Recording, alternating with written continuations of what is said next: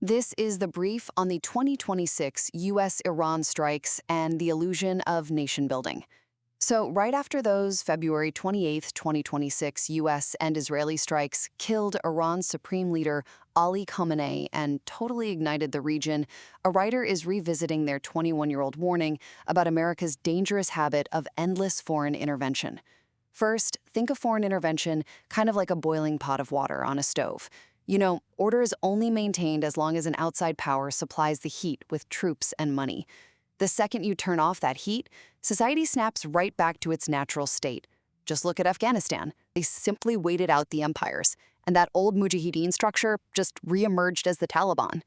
Second, let's break down the whole myth of installing democracy.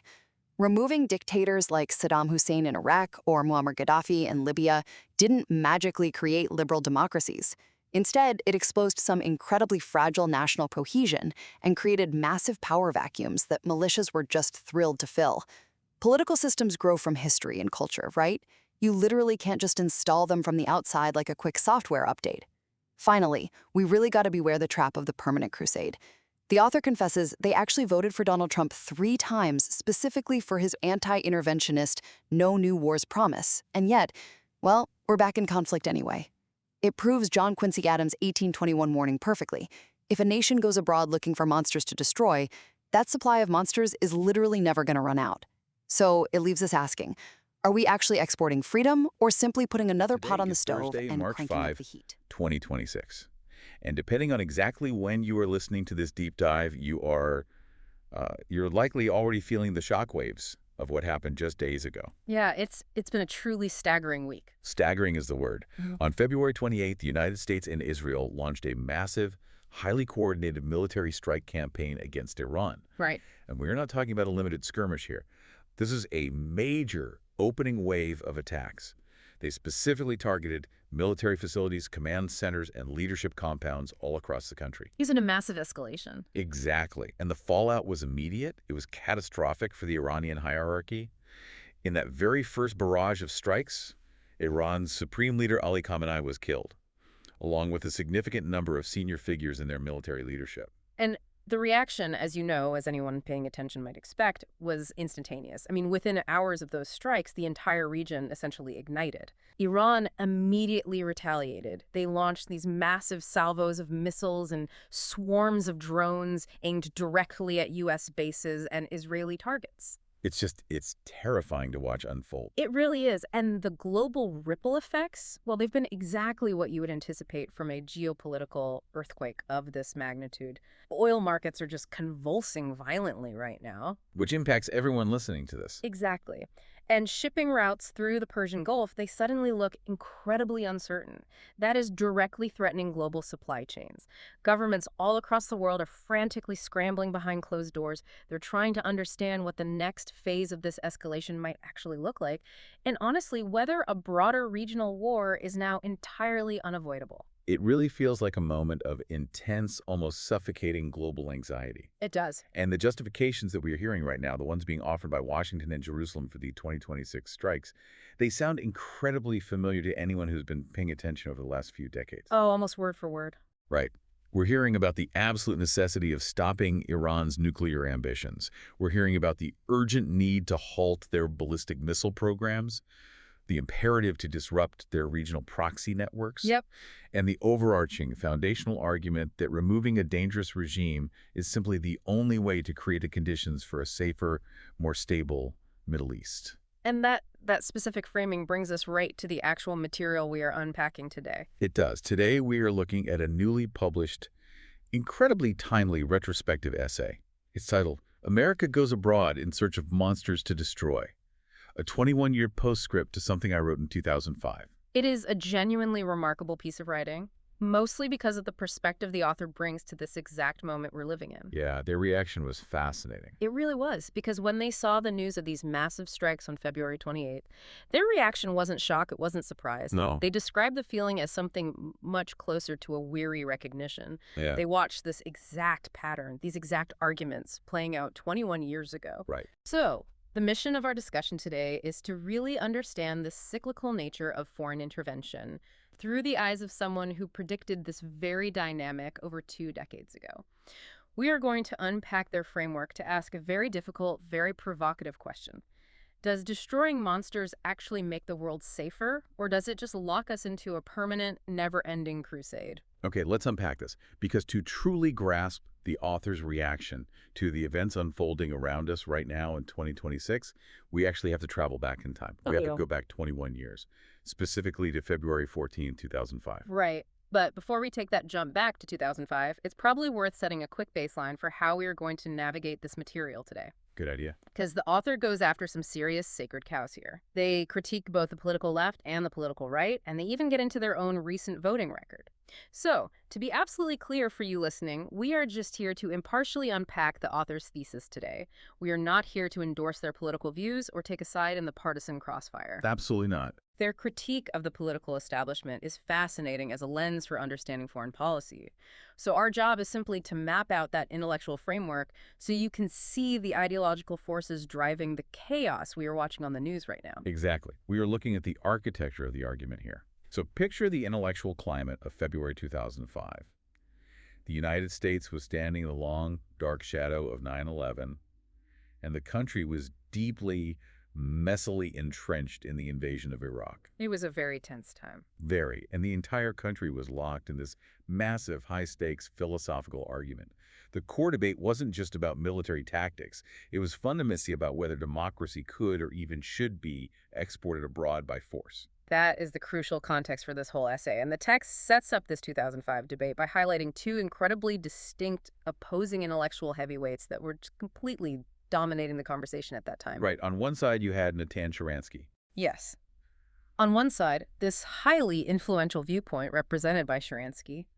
His writing had essentially become required reading inside the Bush administration back then. Which tells you how seriously his ideas were taken. Oh, absolutely. The core of Sharansky's argument was a theory of authoritarian instability.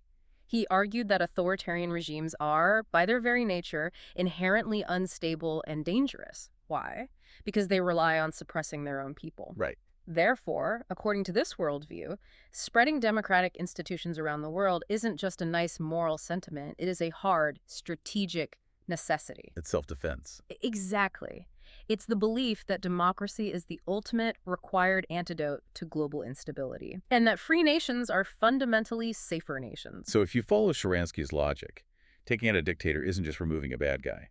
It is actually a defensive act that creates long-term safety for everyone. That was the promise. But then, on the exact opposite side of that philosophical debate, you had Pat Buchanan. And Buchanan was arguing something radically different. He was warning that this very act of interventionism, the attempt to forcibly export democratic systems, often created the exact instability it claimed it was trying to solve. It is a total, irreconcilable clash of worldviews. Sharansky says the disease is authoritarianism, and the cure is imposed democracy. And Buchanan says the intervention itself is the pathogen that causes the fever. If you smash the existing order, even a bad order, you aren't guaranteed to get a liberal democracy. You are much more likely to just get chaos. And hovering above this intense, hyperpolarized 2005 debate, the author brings in a voice from even further back in American history, a warning from John Quincy Adams dating all the way back to 1821. Yes, the title of the piece. Exactly. And I want to read this carefully because, as you know, it's the absolute anchor for the entire argument we are dissecting today. In 1821, Adams warned that America, quote, does not go abroad in search of monsters to destroy. It's such a powerful line. It really is. Yeah. He argued that the United States could wish freedom and independence for all nations and could encourage it by example, but that America should be the vindicator only of its own freedom. What's fascinating here is how the author reflects on the evolution of that specific quote. They note that back in 2005, when they wrote their original blog post, quoting John Quincy Adams, that line still sounded like a principle. Yeah. It sounded like an active guiding ethos that policymakers were at least pretending to debate. But looking at it now, in 2026, following these massive coordinated strikes against Iran and the deeply familiar justifications used to launch them, that 1821 warning reads more like a line we simply stopped believing entirely. It really does. Because when you look at the actual actions taken over the last 2 decades, the United States unequivocally does go abroad in search of monsters to destroy. Think about that for a second. I want you, the listener, to just reflect on your own lifetime. However long you've been following the news, how many times have you heard the exact same justifications for military action recycled, almost word for word, decade after decade? It's a constant loop.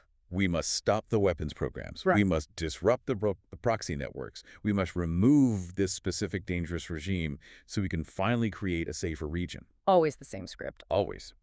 The author is pointing out that what Adams explicitly warned against 2 centuries ago hasn't just been forgotten. It has essentially become the standard operating procedure for foreign policy. And the author is intellectually honest enough to concede a point here. Which is important. Very important. They acknowledge that perhaps in this specific 2026 scenario with Iran, the arguments for the strikes will actually prove correct. Right. History is complicated. It is, and it occasionally produces situations where military force truly is the least bad option on the table. But it isn't the specific tactical validity of the strikes that alarms the author. It is the overwhelming familiarity of the rhetoric. Yes. It's that creeping realization that we are running the exact same script we ran in 2005, expecting a different ending. Here's where it gets really interesting. Because to understand why these interventions keep happening and why they so consistently fail to produce the lasting democratic stability that interventionists like Sharansky promised, we have to look at how policymakers misunderstand the very nature of political order. Oh, this part of the essay is brilliant. It really is, and the author uses a highly clarifying metaphor to explain this. To understand the mechanics of artificial political order, we need to talk about a pot of water on an aluminum stove. I love when incredibly dense geopolitical concepts are distilled down into something you can just visualize in your kitchen. Me too. The author says this image of the stove keeps returning to their mind every single time they watch another massive nation-building project unfold. So visualize this. You have a pot of water sitting on a stove. You turn on the flame, and eventually the water begins to boil. Simple physics. Exactly. You turn the heat down, and the boiling slows. You turn the flame off entirely, and the water quickly cools down and stops boiling altogether. Now, let's map the elements of this physical metaphor onto the actual realities of foreign policy.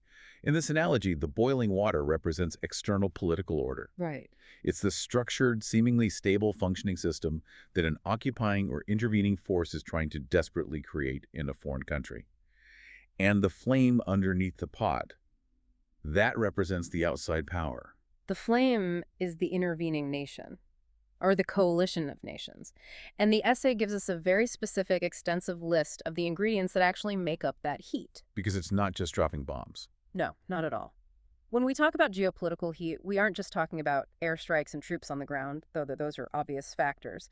The heat is a massive, incredibly expensive combination of resources. Yeah. It's troops, yes, but it's also billions of dollars in funding. It's weapons shipments. It's thousands of military and civilian advisors. It's the leverage of economic sanctions. It's the quiet hum of intelligence networks and the constant heavy hand of diplomatic pressure. So as long as that massive, complex apparatus of heat is actively applied to the bottom of the pot, a certain kind of order can actually be maintained. Yes, the water boils. The society looks active, dynamic, and structured according to the specific desires of the foreign power that's controlling the dial. You could look at that society and say, look, it's working. The government is functioning, the military is training, the institutions are running. What's fascinating here is if we connect this to the bigger picture, we are really talking about the physics of artificial order. Artificial being the key word. Exactly. The critical thing to understand is that this order is entirely 100% dependent on an external energy source.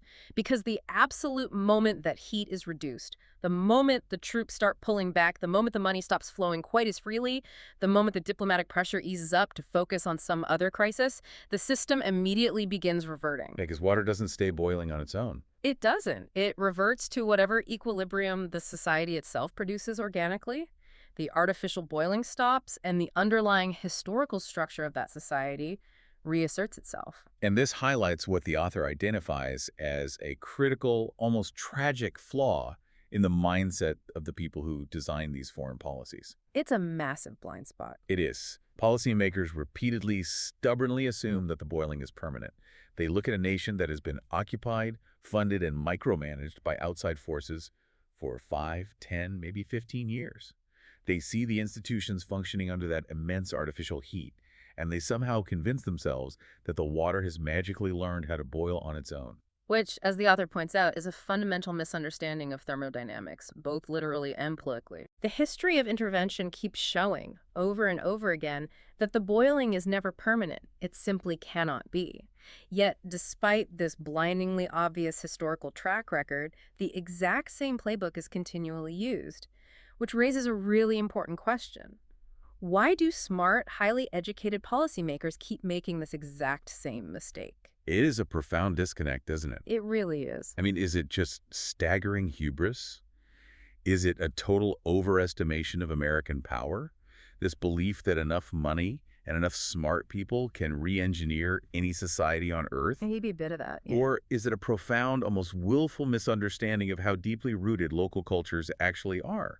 You apply infinite money and military power, you create a facade of order, and you mistake your own applied pressure for organic societal transformation. And if you are wondering if there is a real-world example that proves this stove theory perfectly, a place where the water was boiled, the heat was removed, and the equilibrium immediately returned, the essay points us to one specific country. The ultimate case study. A country that has demonstrated this principle more clearly and more brutally than almost any place on Earth, the graveyard of empires, Afghanistan. Afghanistan is the undeniable case study for this metaphor. And the author outlines a multi-century pattern here that is, frankly, chilling in its exact repetition. It's almost unbelievable when you lay it all out. We're talking about empires marching into Afghanistan for centuries, and every single one of them arriving completely convinced that they were the ones who could finally reshape it. Let's look at the timeline the text provides. You have the British Empire attempting to impose its will in the 19th century.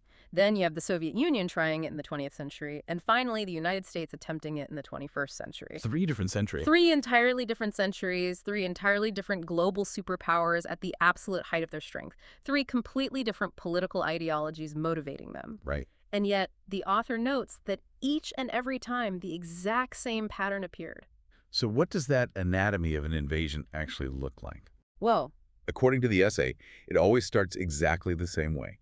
The empire arrives. They bring vastly superior technology. They bring overwhelming, unimaginable firepower. and a theory. Crucially, they bring a very confident, very rigid theory about exactly how the country should be governed.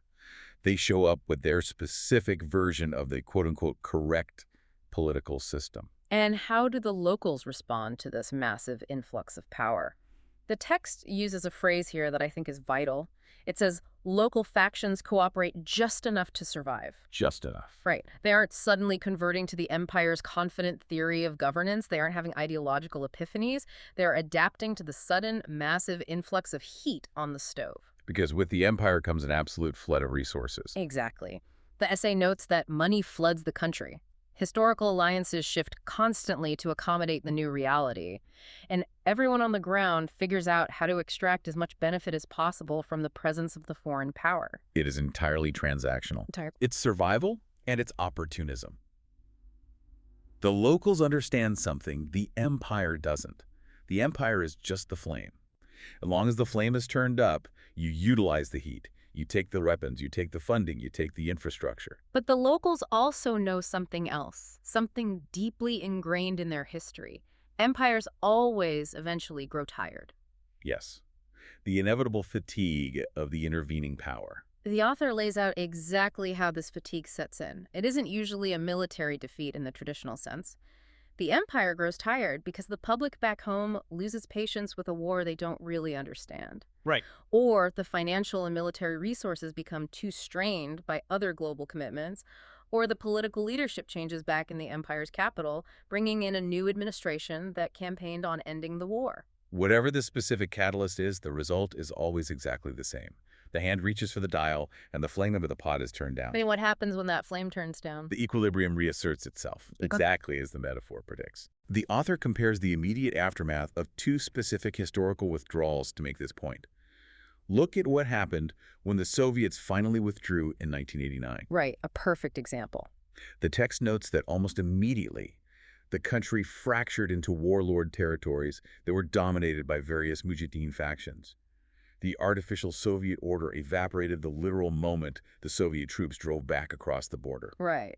And then we fast forward 3 decades, the United States withdraws, And the author points out that the exact same underlying political structure reemerged almost overnight. It was startling how fast it happened. It was. But here is the really sharp, critical observation the author makes. The labels changed, but the reality didn't. 3 decades ago, we called those fundamentalist fighters the Mujahideen.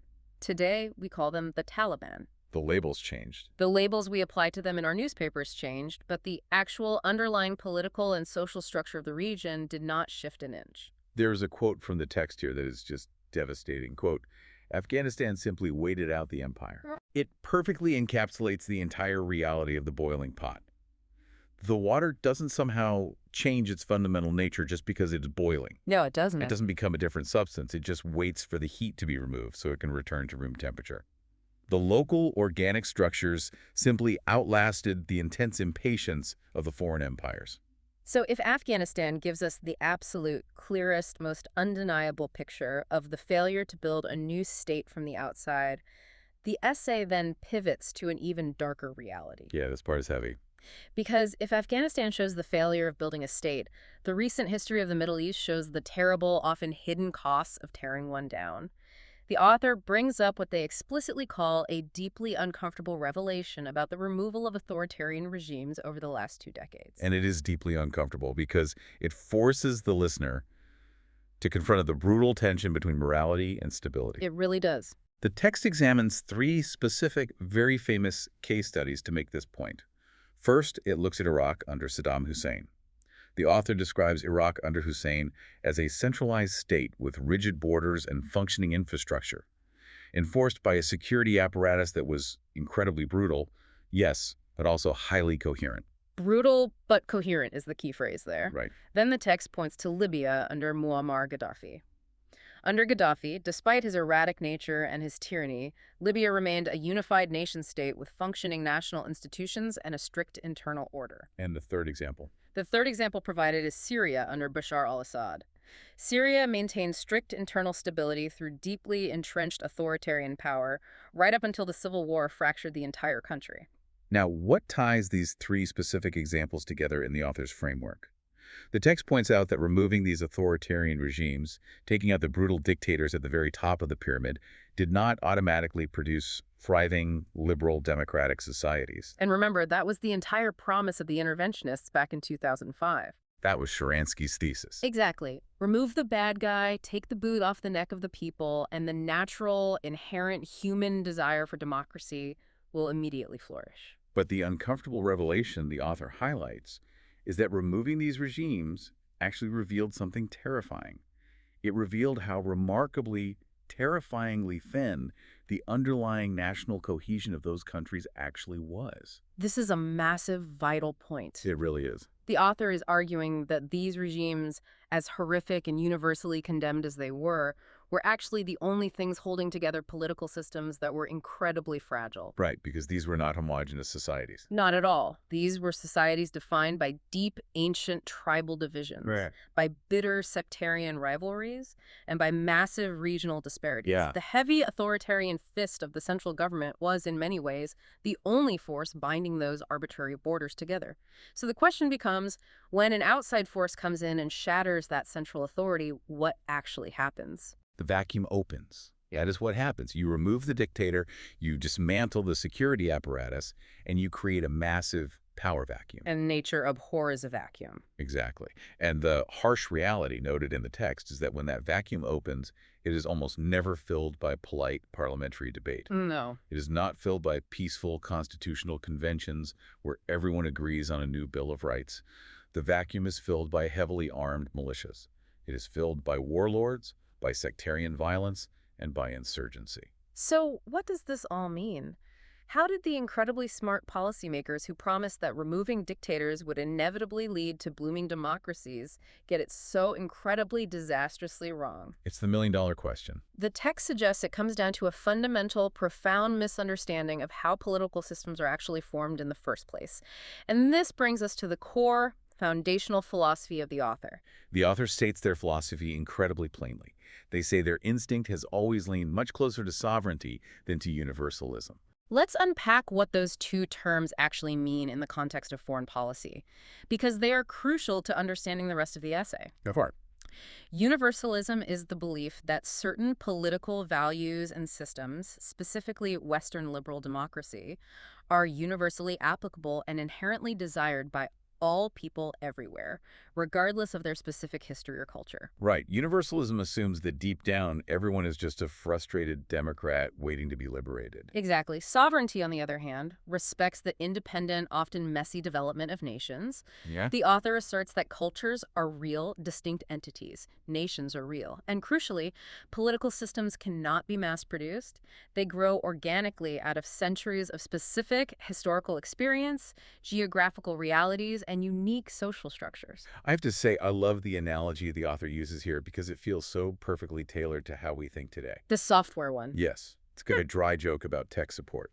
The author critiques the idea that political systems can simply be installed from the outside, like software. It is such a brilliant way to phrase it. It really is. You can't just take a nation with thousands of years of specific tribal history, deep sectarian divides, and totally different cultural foundations, and just decide to download Democracy 2.0 into their capital city and expect the hardware to successfully run it. Right. It's like trying to install the latest iOS onto an old rotary phone and acting shocked when you can't use the touchscreen. That software analogy is absolutely perfect for illustrating the absurdity of the interventionist mindset. It makes it so clear. The modern doctrine of democracy promotion, according to the text, operates entirely on this flawed assumption.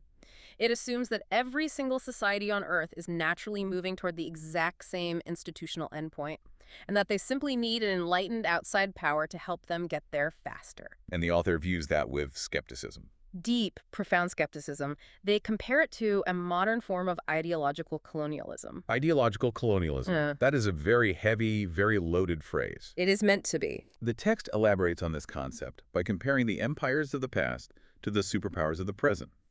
It notes that empires of the past, say, the Spanish or the British, used to explicitly export religion and monarchy. Right. They would conquer a land, build their churches, install their proxy kings, and demand allegiance to their god. Today, the text argues, powerful modern states export political institutions instead. We build parliaments and run elections. The vocabulary has completely changed to sound more benevolent, but the underlying arrogant assumption is remarkably similar. And what exactly is that assumption? It's the unshakable belief that our system is not merely ours, but the correct destination for everyone. Yeah. That is the ideological arrogance the author is highlighting. It is the belief that your specific way of organizing a society is the objective, universal truth, and therefore you have a moral mandate to impose it on the rest of the world, whether they have the societal hardware to run it or not. And this realization leads the author to a really fascinating observation about the nature of American politics itself. Oh, this shakes up how a lot of people view the political landscape. It does. The author has come to believe that the real defining divide in U.S. foreign policy is not actually between the political left and the political right. We are so heavily conditioned to see every single issue through a strict partisan lens. Democrats versus Republicans, liberals versus conservatives. Always. But the text argues the true dividing line is actually between interventionists on one side and those advocating for restraint on the other. This is where we need to gently remind you, the listener, of our impartiality rules. Yes, very important here. The author provides a very sharp critique of two major political factions here, neoconservatives on the political right and liberal internationalists on the political left. Again, we're impartially analyzing the author's thesis, not endorsing their specific framing. Exactly. But let's define these groups as the author sees them. Neoconservatives generally argue for using American military primacy to actively shape global events and promote democracy, often arguing that American security depends on a democratic world order. Right. And then on the other side. Liberal internationalists also believe in active global engagement, but they often frame it more around humanitarian intervention, protecting human rights, and enforcing international norms. Right. So they use different language. They prioritize different immediate goals.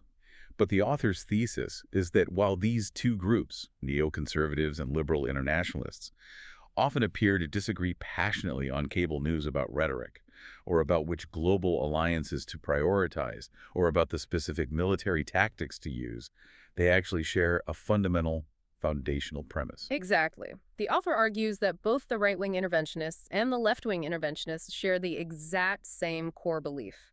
that the United States has both the moral responsibility and the practical ability to definitively shape political outcomes across the globe. It's the same base code. Yes. In the author's view, despite all their bitter partisan bickering, they really just represent two different faces of the exact same doctrine of global intervention. They both believe they can keep the pot boiling. And establishing that premise, the idea that the establishment wings of both major political parties are fundamentally, inescapably interventionist, is absolutely necessary to understand the very personal, highly political confession the author makes next in the essay. Yes, the essay takes a very direct, personal turn here. It does. And listener, as we noted earlier, we are entering the territory of recent presidential voting records. We are maintaining strict impartiality. We are not judging, validating, or endorsing the author's vote, but we absolutely must discuss it because it is the linchpin to understanding the depth of their frustration with the events of 2026. So what is the confession? The author openly confesses that they voted for Donald Trump. And not just once, but 3 times. The crucial defining part of this confession is the specific reason the author provides for those votes. Yes, the reason is everything here. The text explicitly states that the only reason the author voted for Trump 3 times was because he promised something very simple, very direct: no new foreign wars. According to the essay, Trump presented himself as a nationalist, a populist, and most importantly for the author's framework, an anti-interventionist. The author notes that Trump specifically and loudly positioned himself against both of the establishment interventionist wings we just defined. He went after both sides. Right. He campaigned aggressively against the neoconservative foreign policy that had historically dominated the Republican Party, mocking the Iraq War and nation building. And he also positioned himself against the liberal internationalism that had become common in the Democratic Party. So for the author, it was a single-issue vote. Completely. For the author, and they describe themselves as a deeply weary voter who believed the U.S. had spent 2 solid decades wandering blindly into unnecessary destructive conflicts, that specific anti-interventionist promise mattered above absolutely all else. The text says it was the singular, decisive issue for them. So what does this all mean? Understanding that deep-seated, desperate desire for restraint and the significant political choices the author made in pursuit of it, it brings us crashing right back to the present moment in the essay. Back to the shockwaves. It brings us back to the overwhelming, crushing disappointment of watching the news on February 28, 2026. The text says simply, quote, "And yet here we are again." Here we are again. You can practically hear the exhaustion radiating off the page in that phrase. You really can. After decades of bitter debate, after all the stark warnings about boiling pots and the fragile nature of authoritarian regimes, after all the political realignments supposedly meant to stop the endless wars, the U.S. and Israel launch massive strikes on Iran. The pot is back on the stove. Exactly. The author lists the cycle playing out anew, step by predictable step. Another enemy identified as an existential strategic and moral threat. Another urgent argument that military action is the only necessary option to prevent a much worse future. Another confident belief that removing a dangerous regime's leadership will miraculously produce a more stable political order. As we discussed earlier, the author does maintain a sliver of historical humility. Which is fair. They concede that perhaps, in this one specific instance, the military intervention will actually change events for the better. But they immediately counter that tiny concession with the overwhelming, overarching lesson of the past 2 decades. And this might be the most important takeaway of the entire essay. I think so too. History shows that destroying the monster rarely, if ever, destroys the ecosystem that produced the monster in the first place. That is such a vital, profound distinction. It is the difference between tactics and strategy. You might successfully target the leadership compound. You might launch the perfect strike and kill the supreme leader. You might eliminate the specific monster you were aiming at. Right. But what about the soil that grew the monster? What about the historical grievances, the economic despair, the religious zealotry, or the sectarian hatred that created the conditions for that regime to rise? If you don't change the ecosystem, which, as we've established, is nearly impossible to do from the outside, a new monster just grows in its place. And the text returns to the stove metaphor one last time to drive this point home permanently. unless the outside power intends to keep the flame under the pot burning indefinitely. Which means occupying forever. Exactly. Unless you are willing to occupy, fund, and militarily suppress that ecosystem forever, the system will eventually inevitably cool and revert to its own historical equilibrium. Which serves as the perfect, elegant segue back to where this entire philosophical journey started. John Quincy Adams. Yes. The author revisits that 1821 warning with a much more nuanced interpretation. Adams did not argue that monsters do not exist. No, not at all. As the text notes, history provides plenty of horrific evidence that monsters absolutely do exist in the world. There are brutal regimes, there are genocidal dictators, and there are incredibly dangerous threats to human life. But Adams' warning wasn't about denying the existence of evil in the world. His warning was about what fundamentally happens to a nation when it defines its core animating mission as destroying those monsters abroad. The author points out the fatal, tragic flaw in that noble-sounding mission. The supply of monsters never, ever runs out. Exactly. It becomes an endlessly self-perpetuating cycle. The text lays out the brutal logic of this cycle. Every single decade produces a new adversary. Always. That new adversary inevitably becomes framed by politicians and the media as a moral imperative. A threat so evil, so uniquely dangerous, that it simply must be confronted militarily. And once the conflict is framed as a moral imperative, advocating for restraint suddenly feels like weakness. Yes, you are told you are an isolationist, or worse, that you are actively appeasing a monster. And when restraint becomes culturally synonymous with weakness, the crusade becomes permanent. The permanent crusade. I want you to really think about that phrase. It means there will never be a final victory parade. No. There will always be another underground facility to strike, another regional proxy network to disrupt, another brutal regime to topple for the sake of supposed global safety. The author laments that America was meant to be the champion of freedom by example rather than by crusade. By example. Right.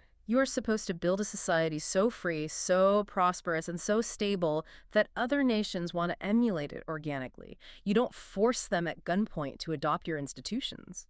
And yet, as the text states with a profound sense of resignation, once again the United States finds itself abroad, heavily armed, confronting another enemy described as a monster that simply must be destroyed. The cycle has not broken. The stove is still on.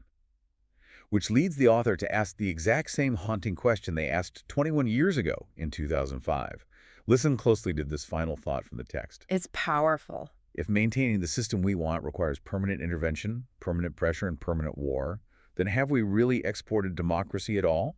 Or have we simply placed another pot on the stove and turned the flame up again? Yeah, it forces you to realize that what we so optimistically call building democracy might just be the meticulous, exhausting, endlessly violent management of a rolling boil. Wow. We've covered an incredible amount of complex ground today. We started with the immediate chaotic shockwaves of the 2026 military strikes in Iran, the convulsing oil markets, the uncertainty in the Persian Gulf, the sudden death of Khamenei. We covered a lot. We traced the author's profound feeling of recognition back to a 2005 blog post, contrasting Sharansky's belief in exporting democracy with Buchanan's warnings about intervention causing chaos. We broke down the mechanics of artificial order using the incredibly vivid metaphor of a boiling pot on a stove. We looked closely at the ghosts of Afghanistan, waiting out 3 different empires. We confronted the uncomfortable truth about the chaotic, militia-filled vacuum left behind by collapsed dictatorships in Iraq, Libya, and Syria. We examined the profound philosophical difference between allowing sovereign development and forcing ideological colonialism. And we've seen how the desperate desire to escape the cycle of endless intervention drove massive political decisions. Only to end up right back where we started, locked in what looks exactly like a permanent crusade. It is a sweeping, somewhat sobering framework to view the world through. But before we wrap up, I want to leave you, the listener, with one final provocative thought to mull over. Let's hear it. It builds directly on the author's analysis, but looks at the consequences from a slightly different angle. The author talked extensively about how empires eventually turn down the flame because they get tired. Right. The public loses patience, and resources become dangerously strained. The inevitable fatigue of empire that we saw with the British and the Soviets. Exactly. So consider this realization. If maintaining this artificial order abroad requires permanent intervention, permanent pressure, and permanent war, what does that permanent crusade do to the pot of water back home? Oh, wow. If an empire spends all its energy, all its money, and all its political focus acting as the eternal flame for the rest of the world, Does it risk burning out its own societal equilibrium? That's a great question. Does the massive, exhausting effort to artificially export freedom ultimately degrade the very freedom, stability, and prosperity the nation was trying to champion by example in the first place? It is a question of whether the flame, if left burning long enough, eventually consumes the stove itself. That is an incredibly haunting thought to leave off on. Can you endlessly export order abroad without eventually importing chaos at home? I want to thank you, the listener, for joining us on this really complex, deeply important deep dive. It's been a great discussion. It really has. The next time you turn on the news and hear the familiar, confident arguments that a new monster simply must be destroyed for the sake of peace, I encourage you to think back to the boiling pot. Remember the warnings of 1821 and ask yourself what kind of equilibrium we are actually creating. Welcome Until to next time, The Debate. question in there. To set the stage for today's discussion, the date is shortly after February 28th, 2026, and the geopolitical landscape has just experienced a really seismic shift. The United States and Israel have launched a coordinated military strike campaign against Iran. We're looking at opening waves that targeted military facilities, command centers, and leadership compounds. This actually resulted in the death of Iran's supreme leader, Ali Khamenei, alongside several senior figures in their military hierarchy. And unsurprisingly, the region has immediately ignited. Right, and we're seeing the blowback happen in real time. Iran is retaliating with missiles and drones aimed at U.S. bases and Israeli targets. Global oil markets are convulsing, shipping through the Persian Gulf is suddenly fraught with just severe uncertainty, and governments worldwide are really scrambling to figure out what the next phase of this escalation looks like. Which brings us to the core disagreement emerging from our source material today. The central question is, does removing a dangerous authoritarian regime actually create the necessary conditions for a safer Middle East and a more stable global order? And looking at the text, my stance representing the interventionist perspective is that confronting immediate existential threats with military force is often the necessary least bad option to prevent far greater regional instability. Authoritarian regimes are inherently unstable, and well, sometimes you just have to act. And I take a much more skeptical view of that kind of intervention because human cultures and nations aren't smartphones. You can't just install a new political system from the outside like a software update. My perspective, representing restraint, is that aggressive interventionism fundamentally misreads how human societies operate. Tragically, it usually creates the exact instability it claims to be solving. Let's start with a foundational idea from the early 2000s that the source material highlights. You're familiar with the philosophy popularized by figures like Natan Sharansky? The Soviet dissident? Yeah. He famously argued about the difference between fierce societies and free societies. Exactly. The core thesis there is that if people cannot walk into a town square and criticize their government without fear of arrest, that society is inherently unstable. It projects this massive illusion of strength, but it's really a hollow structure maintained entirely by coercion. There is no actual consent of the governed. From that viewpoint, dismantling structures of terror ultimately makes the world safer. But applying a Cold War dissidence framework to the modern Middle East is a massive leap. Is it, though? Look at Washington and Jerusalem's justifications for these 2026 strikes. We're talking about Iran's nuclear ambitions, its advanced missile programs, and its vast regional proxy networks financing terror from Lebanon to Yemen. These aren't theoretical concerns. They constitute a genuine, actionable, and empirical threat to global security. Intervention is undeniably messy, it carries profound risks, but history occasionally produces situations where force truly is the least bad option. Removing a highly dangerous regime that operates as a nexus of international terrorism is a necessary step to deal with a system that was already a profound threat. I completely disagree with that premise, and I draw heavily on historical warnings that have echoed through American history to explain why. The foundation of the restraint perspective is perfectly captured by John Quincy Adams' 1821 warning. He said America should not go abroad in search of monsters to destroy. We can wish freedom for all nations, we can encourage it by our example, but we should be the vindicator only of our own. You really think Adams' framework from the 1800s applies to a regime actively pursuing nuclear weapons in 2026? I think human nature hasn't changed since the 1800s. As Pat Buchanan and other critics of interventionism have long argued, the act of intervention itself routinely creates the chaos it attempts to cure.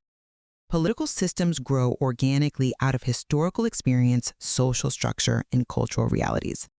The modern doctrine of intervention, this assumption that every society is naturally moving toward Western democracy and just needs a few airstrikes to get there faster, is essentially a form of ideological colonialism.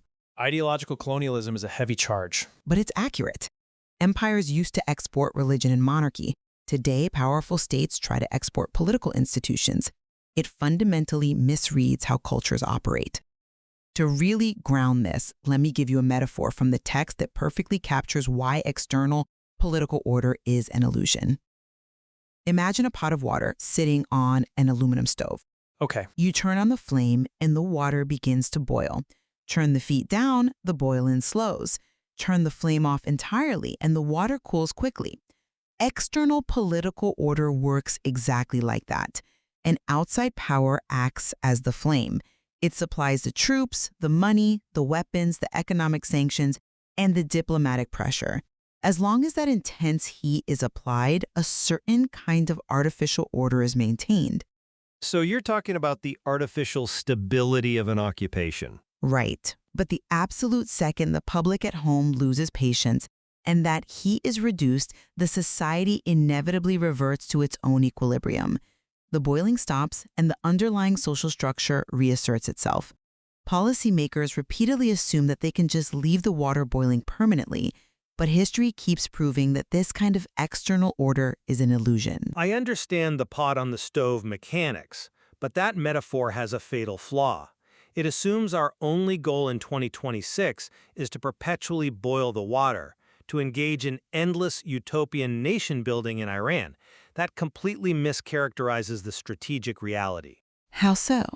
The strikes killed the supreme leader. You don't decapitate a state without taking responsibility for the ensuing chaos. These strikes were not about building a new Iranian nation from scratch. They were about destroying an active ecosystem of nuclear and proxy threats. Let's lean on a crucial concession from the text itself. History sometimes produces situations where intervention genuinely changes events for the better. We don't have to keep the pot boiling forever if our primary objective is simply to take a highly dangerous element out of the pot, or, frankly, to break a stove that threatens to burn down the entire neighborhood. Break the stove, then what? You just walk away? You alter the immediate trajectory of a genuine threat. The disruption of a regime's capacity to build nuclear weapons doesn't require permanent occupation. It requires decisive action. You're assuming we can just surgically remove the bad parts and leave the rest intact. Let me look at the actual data and the clearest historical example we have, which is Afghanistan. The source material points out that empires have marched into Afghanistan for centuries, convinced they could reshape it or at least neutralize it.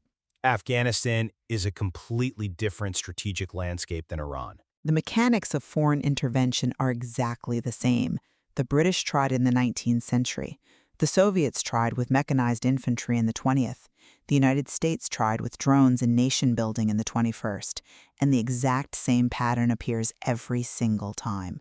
The empire arrives with superior technology, overwhelming firepower, and a highly confident theory of how the country should be managed. And you're saying the local populations just wait them out? They do more than wait. Local factions adapt just enough to extract the benefits. They cooperate just enough to survive. Money floods the country, alliances shift constantly, and everyone milks the foreign power for resources. Eventually, the empire tires. The public at home loses patience. The flame under the pot is turned down. When the Soviets withdrew, the Mujahideen, the Islamic guerrilla fighters who battled them, took over. When the U.S. withdrew, the Taliban took over. The labels changed, but the underlying structure simply waited out the empire. You cannot easily decouple a surgical strike from the massive gravity well of regional complexities that follow. I completely agree that Afghanistan showcases the profound limits of nation building. The hubris of attempting to permanently rewire a society's internal political structure is real. But the failure to create a Jeffersonian democracy in Kabul does not invalidate the strategic necessity of stopping acute international threats. But at what cost? We just keep repeating the cycle. Look at the consensus the text points out. Neoconservatives on the right, the folks who want to export democracy, and liberal internationalists on the left, the folks who want to enforce global human rights norms, they share a deeper consensus. They both agree that the United States has the responsibility and the ability to shape global outcomes. Yes, the establishment consensus. And that consensus has a terrible track record. It exists for a reason, though. It exists because ignoring these monsters is a luxury that the United States and the global order it anchors simply cannot afford. If a regime is actively pursuing nuclear weapons and orchestrating a network of regional terrorism, stepping back and allowing that organic equilibrium to form means accepting an equilibrium where dirty bombs or ballistic missiles dictate global security. We can acknowledge the structural resilience of local factions without abdicating our responsibility to neutralize threats that extend far beyond their borders. But you're ignoring the alternative. What happens when you neutralize the threat? Let's bring up the deeply uncomfortable truths of Iraq, Libya, and Syria discussed in the material.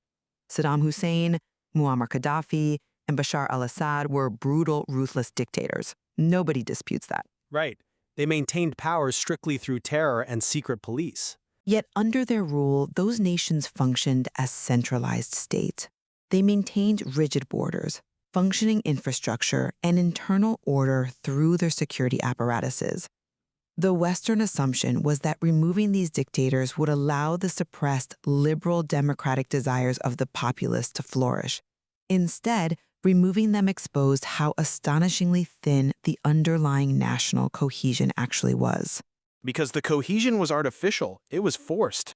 But it was functional. Take Iraq. Saddam's Ba'athist Party was deeply oppressive, but when the central authority collapsed in a society fundamentally defined by tribal and sectarian divisions, Sunni, Shia, Kurd, the vacuum wasn't filled by parliamentary debate. It was filled by heavily armed militias. The intervention didn't create the divisions, it just removed the lid from a pressure cooker that was already boiling. The intervention didn't stop a monster. It fractured the society and birthed a dozen new, uncontrollable monsters. Exactly, which proves my point. The insight here is that dictatorship isn't stability. It's just a delayed explosion. You're relying on a mirage of stability.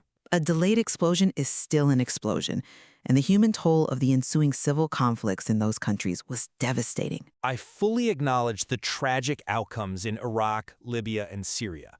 But let's apply the source material's framing of authoritarian fragility to those exact examples. If Saddam Hussein or Muammar Gaddafi were holding together systems that were already that incredibly fragile, systems devoid of any organic national cohesion, then maintaining them in power was an illusion of true security. A system that fractures the moment the dictator falls was never stable to begin with. But replacing an illusion of security with the reality of a bloody civil war is not an improvement for the people living there or for the region. Leaving a dangerous regime in power simply because we fear the vacuum ignores what that regime is doing while in power. In the case of Iran in 2026, you have a regime explicitly dedicated to exporting terrorism and destabilizing its neighbors. Leaving them untouched guarantees instability anyway. When forced to choose between confronting a fragile, hostile regime now or allowing it to achieve nuclear deterrence while spreading chaos, intervention remains the least bad option. Which your least bad option calculation completely ignores the domestic cost. You're looking entirely at the geopolitics and ignoring the political breaking point of the society actually executing the intervention. You mean the American voters? Yes, and the text introduces a striking personal anecdote that we absolutely have to dive into. The author confesses to voting for Donald Trump 3 times, strictly and exclusively because Trump promised something very simple: no new foreign wars.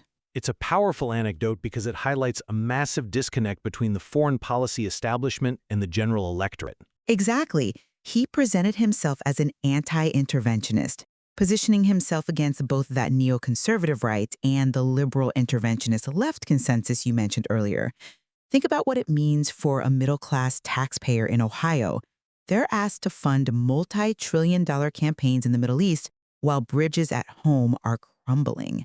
For voters who felt the United States had spent 2 decades wandering into unnecessary, bloody, and expensive conflicts, that promise of no new wars was the decisive issue. I don't dismiss that fatigue at all. It's empirically measurable and entirely rational after the last 20 years. Then you have to look at the consequences of ignoring it. When the foreign policy establishment frames every new adversary as a moral imperative and every dictator as a monster that must be destroyed, they make restraint feel like a moral weakness. But Adams warned us about this. Once you define your mission as destroying monsters abroad, the supply of monsters never runs out. The crusade becomes permanent, and a permanent crusade eventually hollows out the republic from the inside, exhausting the very voters who were asked to fund and fight these endless campaigns. The domestic frustration is real. But isolationism, even when driven by understandable domestic exhaustion, simply cannot hold when the supply of real, factual threats forces a response. The 2026 strikes on Iran weren't driven by a desire for a permanent crusade. They were driven by a regime actively hostile to global stability. But framing every regional power play as a threat to global stability is exactly how the crusade becomes permanent. We can acknowledge the deep, legitimate desire for no new foreign wars. But we must also reiterate that being a champion of freedom, by example, does not immunize a nation from having to deal with hostile state actors operating aggressively on the global stage. If you declare that you will never intervene, you signal to authoritarian regimes that they have a free hand. They can expand their influence, develop weapons of mass destruction, and terrorize their neighbors without consequence. So the United States has to be the global policeman forever, regardless of the domestic toll. The U.S. and its allies do not have the luxury of retreating behind two oceans, while the global order, which underwrites our own security and economic prosperity, is dismantled by adversaries. You can't separate domestic prosperity from global stability. But does our intervention actually secure that global order, or does it merely perpetuate a cycle of chaos? We keep identifying strategic and moral threats. We keep arguing that military action is necessary to prevent a worse future, and we keep believing that removing a regime will produce stability. But history shows that destroying the monster rarely destroys the ecosystem that produced the monster in the first place. That's a fair challenge. You killed Khamenei in these 2026 strikes. But did you kill the underlying historical grievances, the religious fervor, or the regional dynamics that empowered him? No. Unless Washington and Jerusalem intend to keep the flame under the Iranian pot burning indefinitely, that system will eventually cool and revert to whatever equilibrium the Iranian society itself produces. The structural realities always outlast the foreign bombs. Looking at this debate comprehensively, I concede that the history of regime change is fraught with deep complexities, unintended consequences, and immense tragedy. You've made a strong case for the structural resilience of these societies. However, authoritarian regimes that aggressively seek weapons of mass destruction and export terror are inherently unstable. They pose an unacceptable risk to global security. Confronting these destabilizing forces, as seen in the 2026 strikes against Iran, is not an exercise in utopian nation-building. It is a tragic but necessary burden to prevent far worse geopolitical futures. Sometimes you have to break the machinery of a threat, even if you cannot control the exact shape of the pieces that remain. And from the perspective of restraint, the counter-argument remains clear. True, enduring stability cannot be enforced by external pressure or military strikes. Political systems and social orders must grow out of their own historical experience.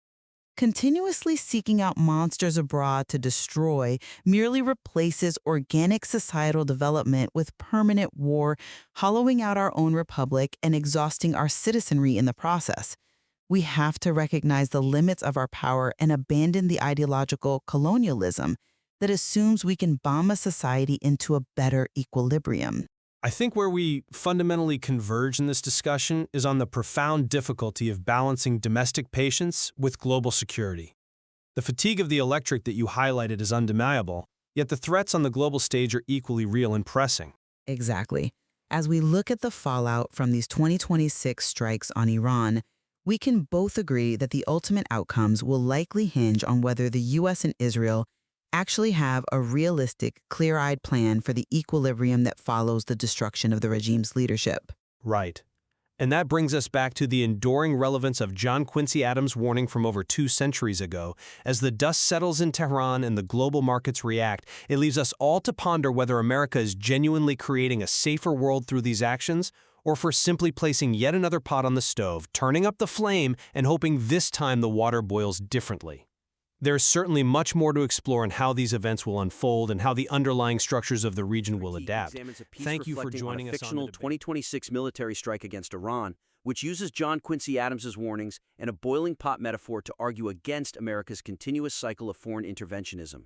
Let's dive straight into the feedback. Yeah, let's get right to it. The abrupt transition from the deeply personal confession about voting for Donald Trump to the broader conclusion leaves a significant narrative and logical gap regarding the 2026 strikes. Right. So the weakness here is that the text reveals the author voted for Trump 3 times. Specifically because of his anti-interventionist stance. Exactly. But it follows this almost immediately with the phrase, and yet here we are again. Referring to the massive 2026 strike on Iran. The one that killed Supreme Leader Ali Khamenei. Yeah.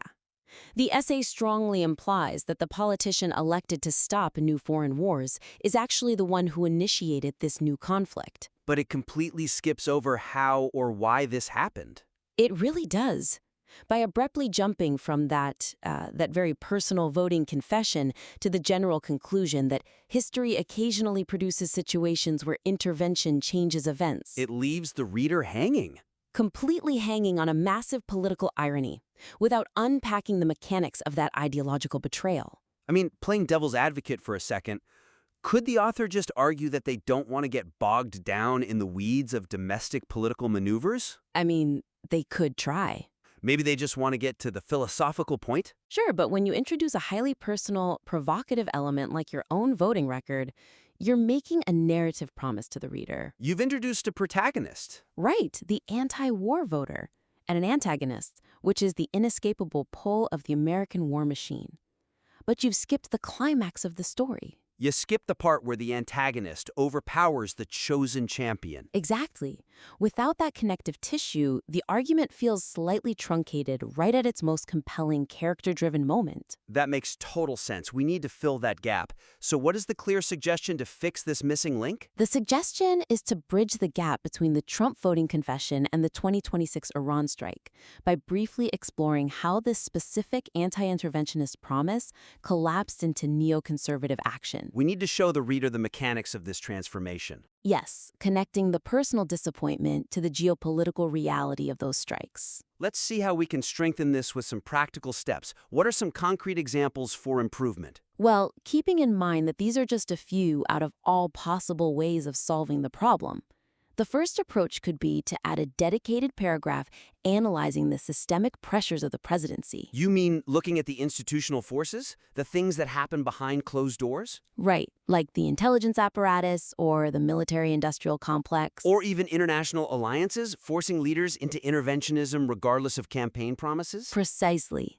It elevates the essay from a complaint about a single politician into a profound observation about the American state. I like that. What's another route they could take? Another concrete example would be to describe a specific hypothetical shift in the administration's rhetoric. Oh, illustrating how they pivoted from no new wars to justifying the assassination of Iran's military hierarchy. Exactly. Showing that rhetorical evolution grounds the essay in a gritty, believable political realism. You can almost hear the shift happening in the press briefings. Yeah.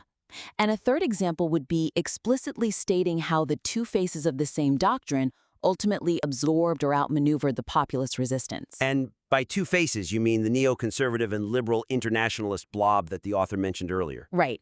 Connecting that theoretical concept of the blob directly to the failure of the 26 administration creates a really tight narrative structure. It rewards the reader for paying attention. Moving on to the next area of focus. The argument that removing authoritarian regimes inherently causes instability overlooks the complex realities of non-intervention and internal collapse. This is a crucial point regarding the section on Iraq, Libya, and Syria. Because the weakness is that the text points to those countries as examples where removing a strongman revealed fragile national cohesion. And created vacuums filled by militias, yes. But using Syria as an example of intervention causing collapse slightly undermines the argument. Because the Syrian civil war actually fractured the country while Assad was actively trying to maintain authoritarian power. Exactly. Not merely as a result of his removal by a foreign empire. In fact, Assad was never removed. Furthermore, while the piece acknowledges that history occasionally produces situations where force is the least bad option, it never wrestles with the strongest counterargument. Which is the devastating consequences and moral hazards of strict non-intervention when fragile states collapse internally. Right. I see your point about Syria organically collapsing. But isn't the author just using it as shorthand for the region's overall fragility? It's a fair question, but when you write for a highly knowledgeable audience, historical precision is your currency. If you state that removing Assad caused the collapse of Syria, a knowledgeable reader will immediately pause. They'll say, wait, he wasn't removed, and the collapse started from internal protests.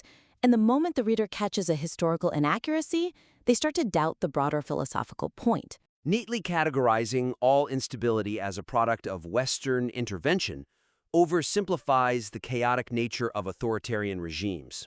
They often implode organically due to their own internal contradictions.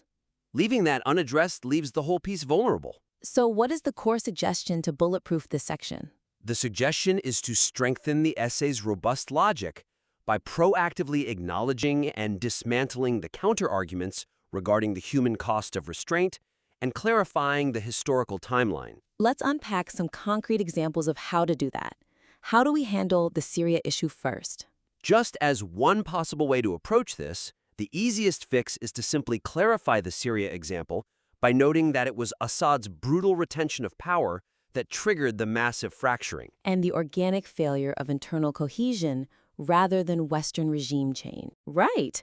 Acknowledging this actually demonstrates that the author fully grasps the complexity of the region. What about the broader issue of non-intervention and its consequences? A great concrete example there is to briefly contrast the chaos of intervention, like the U.S. and Iraq, with the organic chaos of strict non-intervention. Acknowledging that leaving the pot alone sometimes results in its own localized explosions. Yes, by conceding that restraint has a human cost, the author gains immense credibility.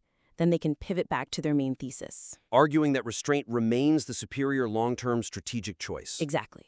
What about the ideological debate going on in the background? The text mentions Natan Sharansky and Pat Buchanan. The author should address the Natan Sharansky argument head-on. Sharansky argued authoritarian regimes are inherently unstable because they lack internal freedom. Like taking time bombs. Right. The author should concede Sharansky's point that they are unstable, but then argue that exporting democracy via the military actually accelerates and weaponizes that instability. Rather than curing it. That's a great way to flip the strongest counterargument. Let's tackle the final main point. The powerful mechanical metaphor introduced in the middle of the essay clashes slightly with the biological metaphor used in the conclusion. Yeah, the vivid descriptive language here is brilliant, but the conclusion gets a bit tangled. The weakness is a mixing of metaphorical language that slightly diffuses the thematic punch of the ending. The author introduces this extended metaphor, comparing foreign intervention to a flame under an aluminum pot of water. Turn on the flame, the water boils. Turn it off, the water naturally cools to its own equilibrium. It perfectly illustrates the temporary nature of foreign-imposed order. But in the conclusion, the text pivots to stating that destroying the monster rarely destroys the ecosystem that produced the monster. Moving from the mechanical imagery of stoves and boiling water to the biological imagery of monsters and ecosystems. Which creates a slight disjointedness in the imagery right at the emotional climax of the piece. But isn't a monster a universally understood metaphor for the blowback of war? Referencing John Quincy Adams going abroad in search of monsters to destroy sounds great. Oh, it sounds fantastic. But think about the cognitive journey you've just taken the reader on. You've spent a significant portion of the essay training the reader to visualize the mechanics of a stove. Internalizing the logic of heat and thermodynamics. To suddenly ask them to abandon that visual framework and conjure up a biological ecosystem breeding mythical monsters creates cognitive whiplash. The competing vocabularies are fighting each other for the reader's attention. Right when you want maximum resonance. So, what is our suggestion for harmonizing this? The suggestion is to unify the metaphorical language in the conclusion so that it ties seamlessly back to the earlier imagery of the boiling pot, creating a tighter, more resonant ending. Bringing the monster into the kitchen, basically. Let's get into some concrete examples for this. Sure, and again, these are just a few ways to resolve the clash. One approach is to reframe the ecosystem concept using the stove metaphor. Noting that keeping the flame high doesn't change the fundamental nature of the water in the pot. Exactly. It only creates an artificial, temporary state of boiling that masks the underlying reality. So the monster isn't the product of an ecosystem? Right. What if they really want to lean into the John Quincy Adams quote, though? They could weave the monster imagery directly into the fire metaphor.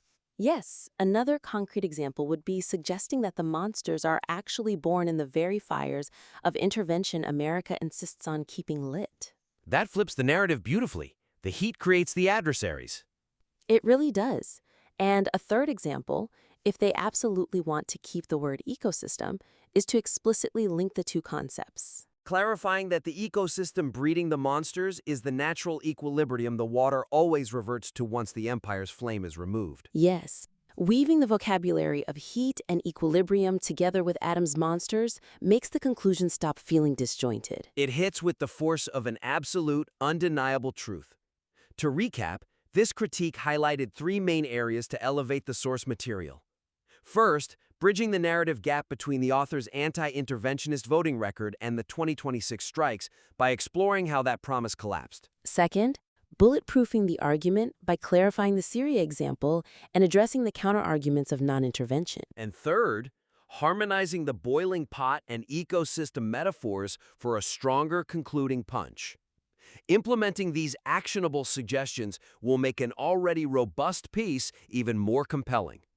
Please submit your revised work or future materials back to us for another critique.